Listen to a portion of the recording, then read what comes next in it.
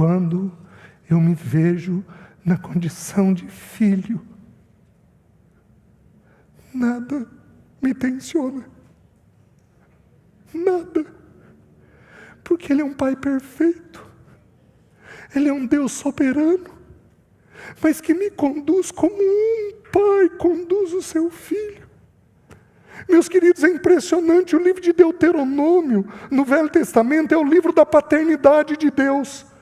Então ali nós colhemos muitas instruções sobre como Deus age como um pai conosco. E o livro de Deuteronômio são 5 sermões de Moisés. Ele discorre a entrada do povo em Canaã, a desobediência deles para poder entrar. E no capítulo 1, versículo 30, olha a paternidade de Deus. O povo permaneceu 40 anos no deserto porque eles foram desobedientes à voz de Deus. Sabe o que diz no capítulo 1, versículo 30 de Deuteronômio?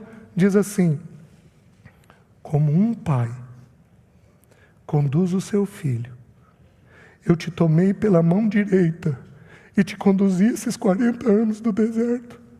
Até na colheita do nosso pecado Ele não deixa de ser pai. Até na colheita do nosso pecado Ele seria justo de nos julgar, de nos sentenciar, de trazer um peso sobre aquilo que fizemos, das mortes que o próprio pecado traz. Meus queridos, até neste momento, Ele é Pai.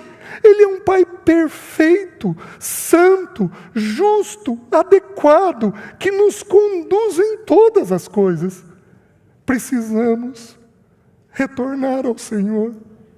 Retornar à soberania dEle, à paternidade dEle. Esses temas fazem parte da sã doutrina, fazem parte, que o irmão Cláudio colocou, fazem parte da cruz do nosso Senhor, que o irmão colocou ontem.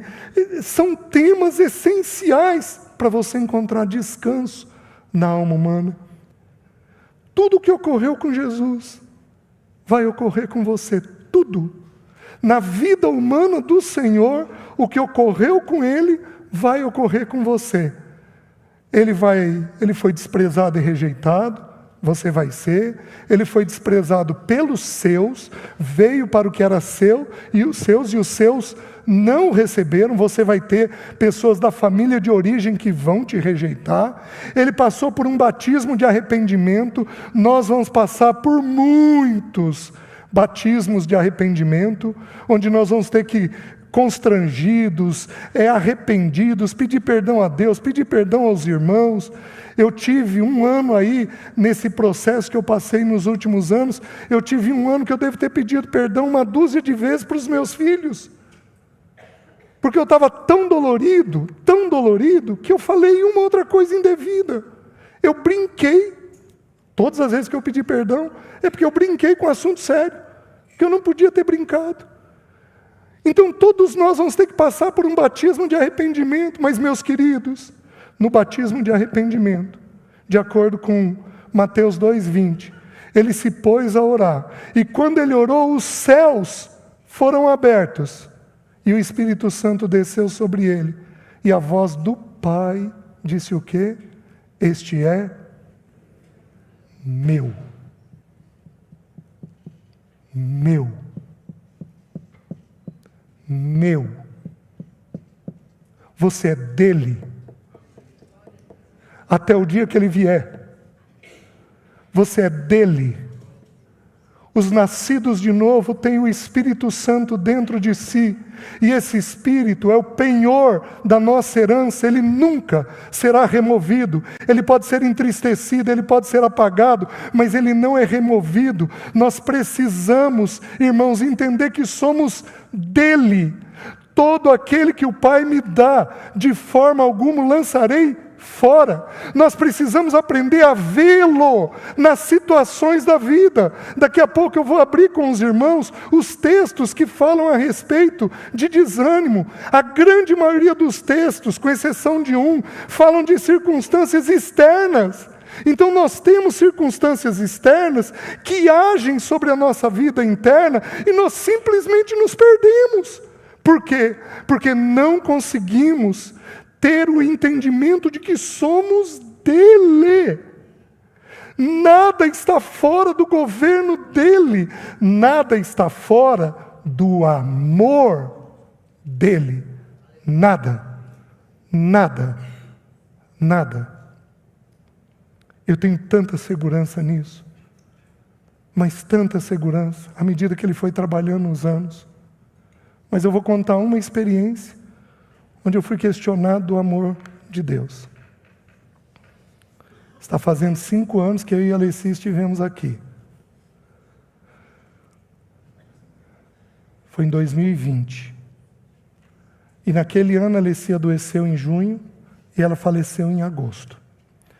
E a Alessi, o câncer penetrou na medula óssea. A medula é a fábrica do sangue. Então, a medula sobrecarregou e a medula não conseguia produzir os elementos para o sangue.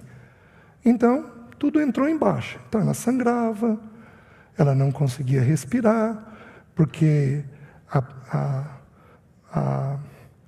me fugiu o nome, a propriedade que leva o oxigênio não existia. Então, ela começou 1 mês e meio.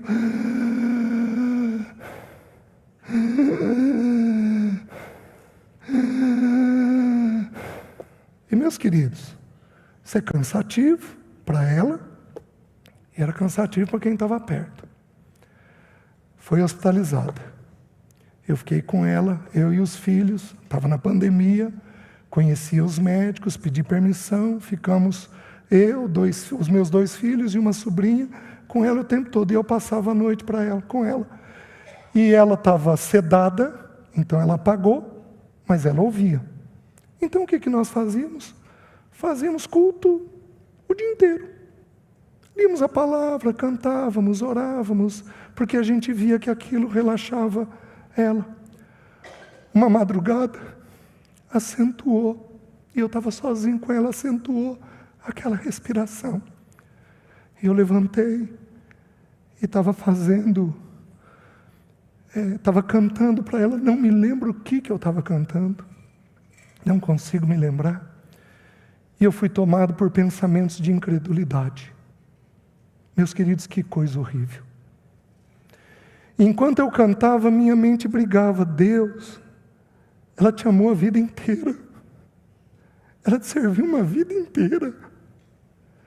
Deus, como é que ela morre desse jeito? Deus, ser misericordioso, faz alguma coisa. Como é que o Senhor pode ter amor numa realidade dessa? Faz ela passar para o Senhor essa noite. Isso era quinta-feira. Ela partiu para o Senhor no domingo. E, meus queridos, aquela luta interna, aquela luta, um sentimento horrível do desamor de Deus. E aí o Espírito me visitou. Sabe com o quê? Com um cântico infantil que eu não cantava há 20 anos. Sabe qual era o cântico? 3 palavrinhas só, eu aprendi de cor. Deus é amor. Tralalalalalalala. E eu cantei a música. E eu e ela fomos visitados pelo Senhor. Não tem momento que Ele não seja capaz de te visitar. Não tem momento que Ele não seja capaz de te visitar. Não tem. Ele é um Pai perfeito. Ele não é teu pai. Ele não sou eu. Ele não é o Mário como pai. Ele não é o Antoniel como pai. Ele não é o Cláudio, não é o Mac. Ele não é nenhum de nós. Por quê? Porque Ele é perfeito. Ele visita na hora certa, Ele fala na hora certa, Ele atende na hora certa, Ele socorre na hora certa, Ele cuida na hora certa. Ele tem amor para derramar ao teu coração. Por isso, quando nós olharmos os textos das situações externas que nos desanimam, nós temos que lembrar do Deus e Pai. Do Deus e Pai. Amém, meus irmãos?